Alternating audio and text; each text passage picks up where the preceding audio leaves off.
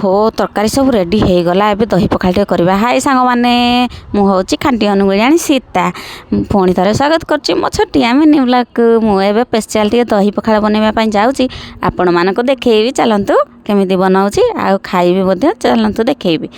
देखो सांग मैंने फुटण फुटई देली दही ढाली देली दही पर छुंक को देदेली। देखो सांग मैंने सुखिला लंका फुटण पकई भेरसुंगा पत्र पकई गोटे छुंक देदेली आहा बास्ना पूरा महकी जाउची सांग मैंने देखो तरकारी रेडी हो जाइतिला हमर।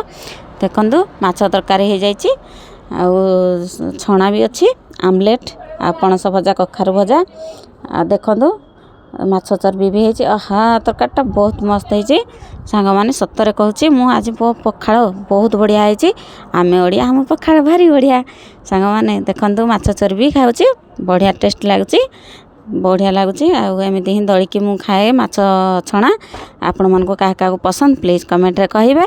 मते तो बहुत भल लगे मो भल लगी मो वीडियो लाइक कमेंट शेयर करेंगे।